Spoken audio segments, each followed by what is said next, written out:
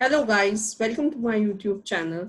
आज हम डिस्कस करने जा रहे हैं कॉजेज ऑफ बैक पेन। कमर दर्द के क्या मुख्य कारण होते हैं। जिस तरह से आप अभी इमेज में देख पा रहे हैं कि बहुत सारे कारण होते हैं बैक पेन के। एक एक करके हम इन कारणों के बारे में आज डिस्कस करेंगे। उससे पहले हमें स्पाइन की एनाटॉमी को जान लेना बहुत जरूरी है।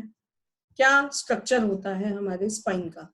हमारे स्पाइन में छोटी छोटी वर्टिब्रीज होती हैं जो कि इंटरलॉकिंग बोन्स होती हैं। ये वर्टिब्रीज मिलके स्पाइनल कॉलम बनाती हैं और टोटल 33 वर्टिब्रीज होती हैं हमारे स्पाइनल कॉलम में। इन्हीं जो हमारी वर्टिब्रीज होती हैं इनके बीच में जिस तरह का आप एक ब्लू स्ट्रक्चर देख पा रहे हैं इमेज में, वो डिस्क होती है जो कि दो वर्टिब्रीज के बीच में प्रेजेंट होती है। नेक्स्ट है स्पाइनल नर्व। स्पाइनल नर्व जैसा कि इमेज में आप येलो जो फिगर देख पा रहे हैं वो स्पाइनल नर्व्स होती हैं। 31 पेयर होते हैं स्पाइनल नर्व्स के जिनका ओरिजिन स्पाइनल कॉर्ड से होता है। 8 सर्वाइकल स्पाइनल नर्व्स होती हैं, 12 थोरेसिक होती हैं, 5 लंबर, 5 सेक्रल और 1 कॉक्सिजल स्पाइनल नर्व होती है। दो वर्टिब्रीज मिलके जो साइनोवियल जॉइंट बनाती हैं वर्टिब्रीज के बीच में, उसे फेसिड जॉइंट कहते हैं।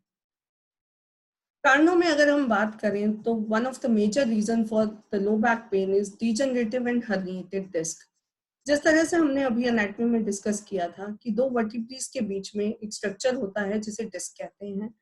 विद द एज ये डिजनरेट हो जाती है या किसी एक्सटर्नल प्रेशर या इंजरी के कारण डिस्क जो है वो बल्ज होने लगती है या हर्निएट होने लगती है, जिसके कारण पेशेंट को बैक में भी पेन होता है। और कई बार अगर शाइटिक नर्व कंप्रेस होने लगे तो पैर में पेन जाने लगता है जिसे कि शाइटिका कहा जाता है।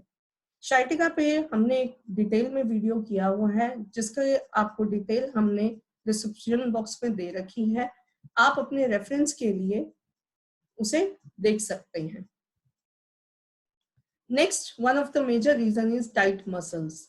जो अगर हमारी मसल्स हैं, जिस तरह हमारी हिप की मसल्स हैं, जैसे कि मेजर मसल्स होती हैं हमारी फ्लेक्सर्स, एडक्टर्स, हैमस्ट्रिंग मसल है हमारी, क्वाड्रिसेप्स, अगर ये मसल्स टाइट या शॉर्ट हो जाएं तो उसके कारण जो है वो हमारा पेल्विस जो कि दो हिप बोन का बना होता है वो फिक्स हो जाता है और हमारे लोअर बैक पे प्रेशर आने लगता है जिसके कारण हमें बैक पेन होने लगता है। पोस्चर रिलेटेड बैक पेन ये आजकल बहुत ही कॉमन कारण है बैक पेन का, जिसको मैकेनिकल पेन भी कहा जाता है।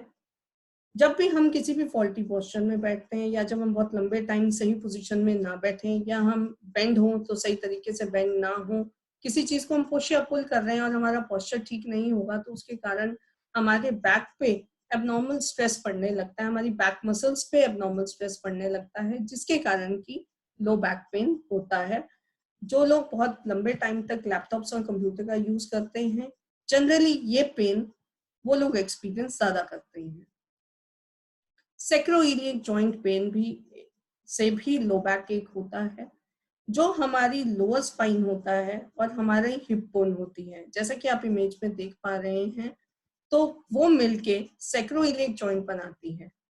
तो अगर इस जॉइंट पे कोई भी हाइपर मोबिलिटी या हाइपोमोबिलिटी होती है सेक्रोइलियक जॉइंट पे तो उसके कारण भी पेन होने लगता है।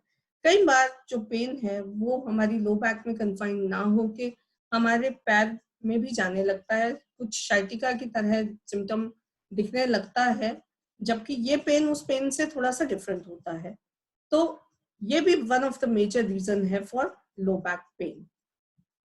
स्पाइनल स्टेनोसिस, अगर हमारी जो स्पाइनल कैनाल है वो नैरो हो जाए। अब नैरो होने के बहुत सारे कारण हो सकते हैं। अगर किसी को डिजनरेटिव आर्थराइटिस है बैक में या बोन्स पर फॉर्मेशन होने लगती है तो उसके कारण जो हमारी स्पाइनल कैनाल है वो नैरो होने लगती है जिसे कि स्पाइनल स्टेनोसिस कहा जाता है। इस कंडीशन में पेशेंट को चलते समय पेन होगा और जैसे ही रेस्ट पे आने पे वो पेन कम होने लगता है। इस कंडीशन को, इस पर्टिकुलर कंडीशन को क्लॉडिकेशन कहा जाता है। तो claudication is one of the major symptom for spinal stenosis. Spondylolisthesis, अब स्पॉन्डाइलोलिस्थेसिस क्या है। जब भी हमारी जो वर्टिब्रीज हैं, जैसा हमने डिस्कस किया था कि there are 33 vertebrae in our spine, तो जब वर्टिब्री स्लिप हो जाती है, अगर फॉरवर्ड भी स्लिप हो सकती है जैसे कि आप इमेज में देख पा रहे हैं, बैकवर्ड भी स्लिप हो सकती है। स्लिप होने के कई कारण हो सकते हैं, जैसे कोई इंजरी हो गई, ट्रॉमा हो गया, इन्फेक्शन, आर्थराइटिस, कंजेनाइटल डिफेक्ट, मतलब बाय बर्थ ही स्पॉन्डाइलोलिस्थेसिस कई बार प्रेजेंट होता है, या किसी तरह का फ्रैक्चर अगर होगा तो स्पॉन्डाइलोलिस्थेसिस हो सकता है। अब इसमें बेसिकली पेशेंट को पेन होगा थाई में, ग्रोइन रीजन में, हिप में और बैक में, और जैसे ही पोजीशन चेंज कर दी जाती है और पेन जो है वो रिलीव हो जाता है या कम हो जाता है, तो इस कंडीशन को स्पॉन्डाइलोलिस्थेसिस कहा जाता है। आज हमने अपने वीडियो में बैक पेन के मुख्य कारणों को डिस्कस किया, कॉजेज ऑफ बैक पेन को डिस्कस किया। हमारे आने वाले वीडियोस में हम एक एक इंडिविजुअल कंडीशन लेते हुए, जो कि हमने अभी डिस्कस की है, उसके ट्रीटमेंट को भी डिस्कस करेंगे। Thanks for watching the video. Please like, share and subscribe और नोटिफिकेशन बेल ऑन करना ना भूलें ताकि आप हमारे और इंफॉर्मेटिव वीडियोस देख पाएं।